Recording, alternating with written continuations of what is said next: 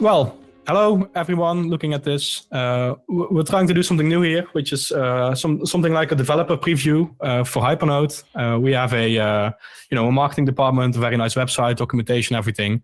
But sometimes it's really nice to just say, okay, here's the developers working on these products, and we just want to show them off, talk about them. We're all very excited about some of the things we're making recently. So next Monday, I don't know when people are going to be watching this, but we're going to go live with the new Hypernode Documentation. So the new documentation website. It has some very interesting attributes, and we wanted to go over them with some people here and just walk through it and show you guys how that's going to look like. Yeah, so I'll be sharing my screen right now. I got a list of talking points we should talk about. But yeah, here it is. This is the new documentation site. It's very different from the old one. So this is the old one. Most people who use Hypernode have seen this. If you Google Hypernode documentation, you'll go here and you can click around. It's pretty nice. But it did have some things we weren't really happy about. And one of them was the threshold to add documentation was a bit high. So I think from a development standpoint, it's really important to make the documentation as low threshold as it can be. And for us as developers, that means putting it on GitHub. So we made a new documentation site. This is the website. And so yeah, Timon, do you want to tell something about this and mostly about this, I guess? Yeah. So the new documentation has been rebuilt in a way that everyone can edit it by writing and editing Markdown files. So this is like an industry standard to write documentation, and we have applied this here as well. It is, we made use of already existing technologies. We use something called Sphinx, which is basically what Read the Docs is built on. And with that, we can generate these websites and make very nice documentation. So go ahead, Rick, and click on the Edit on GitHub link. So every page has an Edit on GitHub link on the bottom and also in the on the top of the page. So there's a floating menu bar and there's also a Edit on GitHub button. So beneath the login button. Here we are on the left on the GitHub repository. There you can see the Markdown file. It's just Markdown, so you can edit this. For people outside of Hypernode, they can fork this repository and create pull requests, and we'll look into them. So it works just as you would expect with just normal pull request procedures on GitHub. So anyone can. Oh yeah. Yeah, go. So okay. Anyone can add a new article. Let's say anyone can add. Yeah, we're open for additions to existing articles, but also open for new articles. So we're looking forward to that as well. Yeah, so we'll see if anybody's actually interested in like fixing broken links and stuff. So many companies do this. Like if you look at the Vagrant documentation, for example, they also have like click here to edit on GitHub. I myself have fixed some links in other people's documentation as well. Because when you're going through the documentation, then that's when you really notice these things, when you're using the documentation, and you may just want to be, oh, it's annoying, it doesn't work, I want to go and fix it. You can actually do this now yourself. So it's now still a private repository, but we're going to make it public once we release. So that's the first time we're actually doing that, making the documentation public. It's just the same text as on the site, but you could edit them. And when we actually change the documentation, we will be doing this the same way. We'll just make the pull request here. And I think this brings us to the next topic, which is a new feature that we've been working on, which is Brancher. And that's something we've been using inside the documentation as well, where, if you make a change to the code of this website, so the documentation, there's this GitHub bot that actually gives you a link to a new environment which is a copy of the production environment, but with your feature branches changes applied on it. So this is something really cool. So I've just made a very small change here in this pull request, how to get started with Hypernode trial and exclamation mark. So now I can just click the link on this GitHub Actions comment, and I go to a version of my site which has this change applied. So this is a bigger feature that we'll come back to at a later point and explain more about. It's really cool. You can just copy your whole production environment, have a testing Hypernode to mess with, test your changes, test your feature branches, but also test the settings of your Hypernode. Like maybe you want to change the PHP version, test it in a safe environment. So all those things you can do with Branch. And we've incorporated Brancher inside Hypernode Deploy. So Hypernode Deploy is another open source repository that we have, where we have like a wrapper around deployer that incorporates our API to be able to do these kinds of things. You can actually specify a deploy target, which is one of these Brancher servers. It's created on the fly in your CI, which is really cool. And then it's safe to test. And the idea is that once you merge to master, it will be automatically cleaned up and those things. So this will make it so that maybe less technically inclined people can also do acceptance, like test out their actual changes, see them, see how they look like, without requiring somebody else to deploy it to a staging environment, not the staging environment, like an amount of staging environments you can make with something like this. So yeah, I think that's really cool. Timon, do you have anything to add on this topic? Maybe something about the GitHub workings of this, the workflow file? Yeah, sure. Let's look at that. So yeah, the deploy.yaml. So we have 3 jobs in here. The first one is build. The second one is deploy acceptance, and the third one is deploy production. Deploy production only runs if you if an action happens on the master branch, and the same goes for acceptance. So whenever you create a commit in a branch which isn't master, it will create an acceptance server. So that's basically how this is set up. But you can, if you like to do this for yourself in another kind of project, you just have to decide for yourself, like, how do you want to create your acceptance environments. But yeah, let's first take a look at the build step. So there's some bootstrapping here. So you check out the Git repository. We set up a composer cache, so we can reuse composer packages. We currently don't use that yet, so we could leave that out for this project. But when you have a PHP-based project, it is nice to have that. In the build step, we also have a step which checks if we're doing a production build. In that case, we set a base URL, which we write to the environment.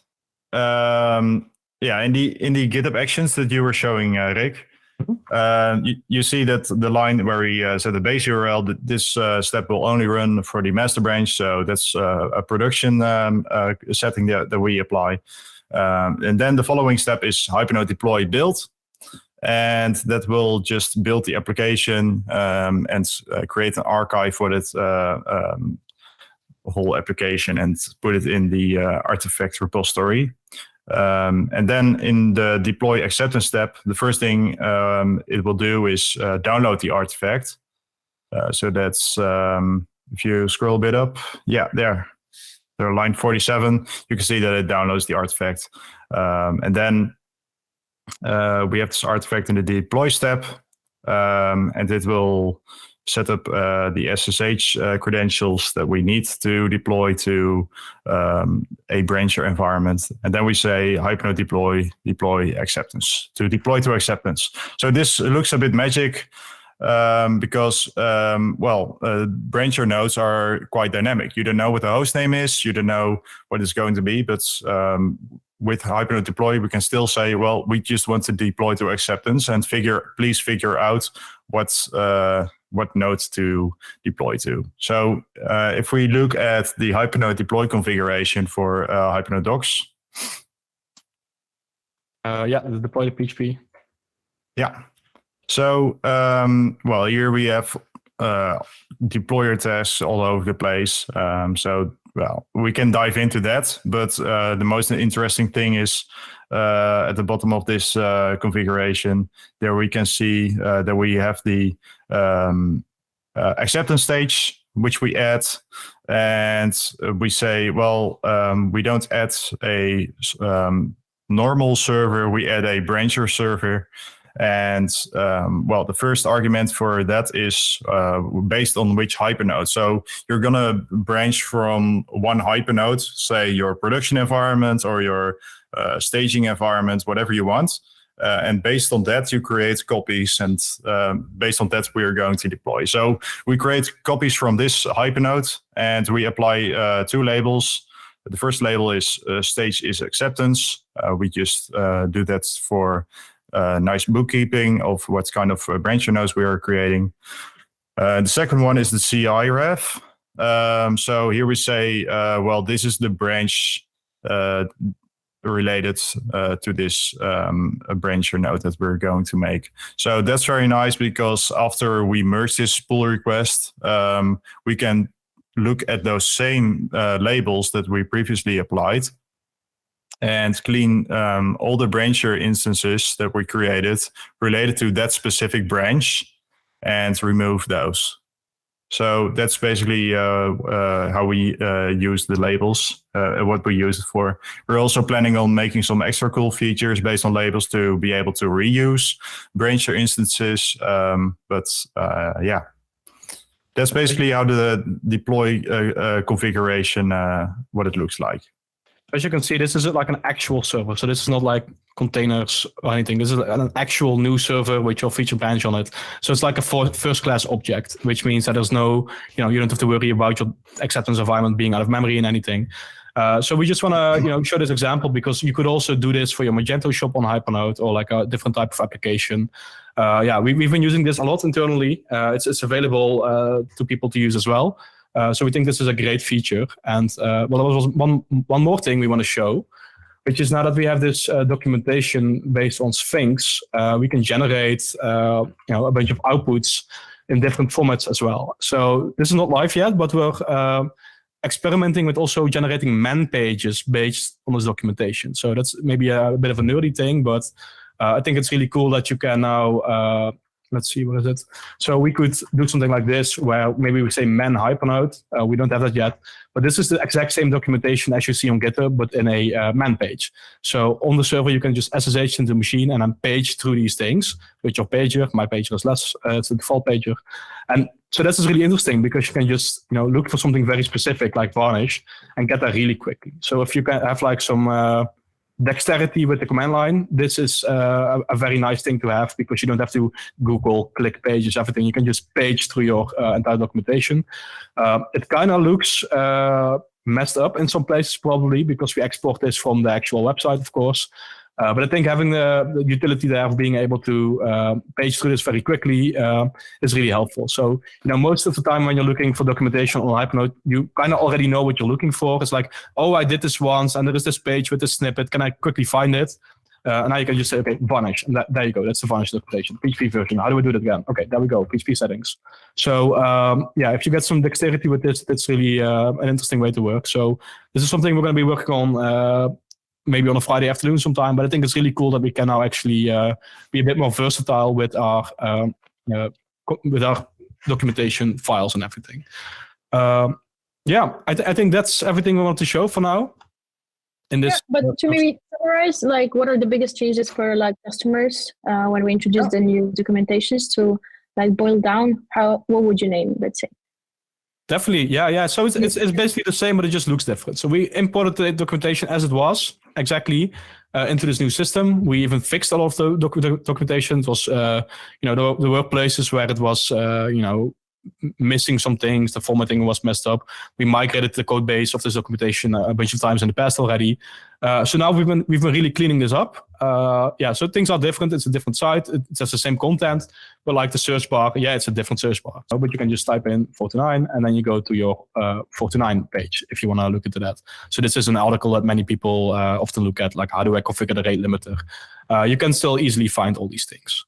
So yeah, I think this is a big improvement, and hopefully people will be enthusiastic about this as well. But I can imagine that if you're used to a certain look and feel of a site, its documentation, and now it's different, it's undoubtedly some people will be annoyed by things being different, but that's always the case with these things. I just hope this is such an improvement for people that they will enjoy this. I think with the sidebar and the navigation and everything.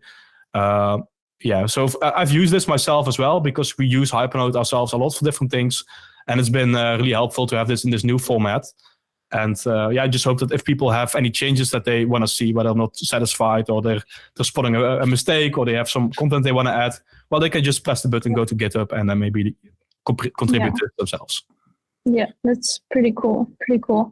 Yes, I would say it's also an open invitation to contribute to the repository. So. Yeah, we're looking forward to that. We very often get feedback for the documentation that we have on the old one, and perhaps this is a bit more inviting to actually contribute those changes directly. It's also possible to create issues if you don't feel like making a contribution. So we're also open for issues. Yeah, like if you just notice a broken link or anything, we do our best to check these things, but we would like if you just say, "Oh, new issue. Did you know this doesn't work anymore? Oh, thank you. Then we can fix it." Yeah.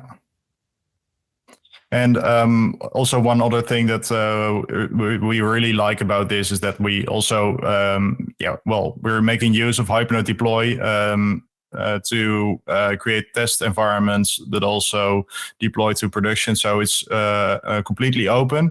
So in this project, we are actually using the tools that we have created for our customers, and that way we can also look and feel like. How does this work? Do we like it? Should it be improved? Are there missing features? And by actually using Hypernode Deploy for this project, we have found that some things were missing, or some things were off, or we found some bugs, etc. So it's also really nice that we're using this to use our own tools. Yeah, one other thing I wanted to talk about is we also have, internally we have some Magento 2 project, which we just use as a test case for Hypernode Deploy. We have some configuration in there, so we can make a brancher instances and deploy to production, all with Hypernode Deploy as well. But the Hypernode Docs project is just static HTML files. It's not very involved to deploy things. And for Magento 2, you need images, you need database, you need configurations for the application. So that's a bit more involved. So we're also going to create a bit more advanced configuration for a Magento 2 project and show how you could use Brancher for Magento 2 projects. We are going to open source that as well. Once that is ready. Okay, then I guess we talked about everything we wanted to show today. So let's conclude this first Hypernode developer preview. And thank you for listening. And hopefully that you found this interesting. And thank you for using Hypernode. Okay, bye. Well, see ya.